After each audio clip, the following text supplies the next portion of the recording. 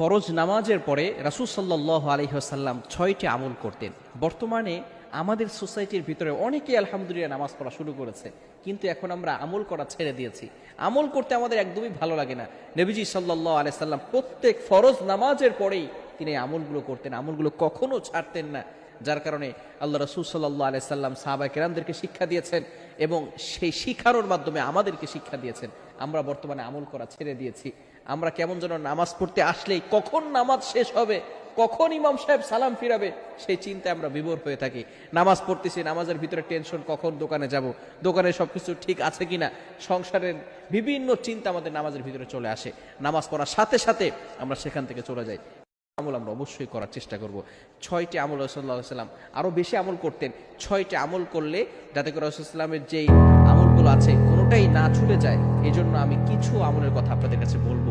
1 number হচ্ছে নবীজি সাল্লাল্লাহু আলাইহি ওয়াসাল্লাম যখনই নামাজ শেষ করতেন সাথে সাথে তিনি একটু সশব্দে, যাতে করে আশেপাশের মানুষ একটু শুনতে পারে, আল্লাহু আকবার বলতেন। অর্থাৎ নামাজ শেষ করার পরেই তিনি আল্লাহু আকবার, আল্লাহ হলেন সবার বড়, এই স্লোগান তিনি দিতেন। সাহাবায়ে কেরাম আল্লাহু আকবার বলতেন। রাসূলুল্লাহ সাল্লাল্লাহু আলাইহি ওয়াসাল্লামের চমৎকার একটি সুন্নাহ হচ্ছে নামাজের শেষেই আল্লাহু আকবার বলা। অন্য হাদিসের ভিতরে রয়েছে, বুখারী ও মুসলিম থেকে হাদিস বলছি, তিরমিজি শরীফের ভিতরে রয়েছে, নাসাই শরীফের ভিতরে রয়েছে হাদিসগুলো, চমৎকার হাদিস। রাসূলুল্লাহ সাল্লাল্লাহু আলাইহি ওয়াসাল্লাম আল্লাহু আকবার বলতেন। দ্বিতীয় নম্বর আমল যেটা করতেন, নবীজি সাল্লাল্লাহু আলাইহি ওয়াসাল্লাম একবার আল্লাহু আকবার বলে, একটু সশব্দে আল্লাহু আকবার বলে, এরপরে তিনি আস্তাগফিরুল্লাহ 3 বার বলতেন। কয়বার? ভালো করে বুঝলেন, বিষয়গুলো ভালো করে বুঝতে হবে। আস্তাগফিরুল্লাহ, আস্তাগফিরুল্লাহ, আস্তাগফিরুল্লাহ। এখন অনেকে বলবেন, হুজুর আস্তাগফিরুল্লাহ বলার দরকার কি, আমরা তো ভালো কাজ করছি। আস্তাগফিরুল্লাহ হচ্ছে যদি কোনো ব্যক্তি গুনাহের কাজ করে, খারাপ কাজ করে, তাওবা করার ক্ষেত্রে সে আস্তাগফিরুল্লাহ পড়বে।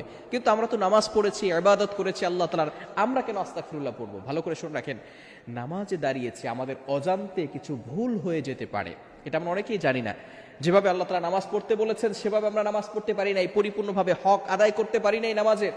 এরপরে নামাজ পড়ার সাথে সাথে আমরা আল্লাহ তাআলাকে বোঝাতে চাচ্ছি, আস্তাগফিরুল্লাহ, আল্লাহ যদি আমার অজান্তে কোনো ভুল হয়ে থাকে, আল্লাহ সেগুলো তুমি ক্ষমা করে দাও। কি চমৎকার শিক্ষা নবীজি সাল্লাল্লাহু আলাইহি ওয়াসাল্লাম আমাদেরকে দিয়েছেন।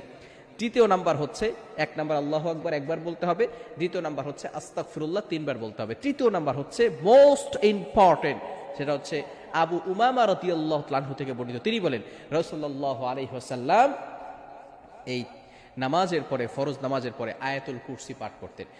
পবিত্র কুরআনুল কারীমের ভিতরে যত আয়াত রয়েছে সমস্ত আয়াতের ভিতরে সর্বশ্রেষ্ঠ আয়াত হচ্ছে আয়াতুল কুরসি। সূরা বাকারার 255 নম্বর আয়াত, 3 নম্বর পারার 1 নম্বর পৃষ্ঠা রয়েছে। খুবই চমৎকার একটি আয়াত হাদিসের ভিতরে রয়েছে। নবীজি সাল্লাল্লাহু আলাইহি ওয়াসাল্লাম বলেন, মান ক্বারা আয়াতুল কুরসি ফি দুবুরি কুল্লি সালাতিন মাকতুবা, যে ব্যক্তি 5 ওয়াক্ত সালাতের পরে আয়াতুল কুরসি তেলাওয়াত করবে, ওই ব্যক্তি মৃত্যুবরণ করার সাথে সাথে জান্নাতে চলে যাবে। এজন্য অবশ্যই 5 ওয়াক্ত সালাতের পরে আমরা আয়াতুল কুরসি পড়ার চেষ্টা করব।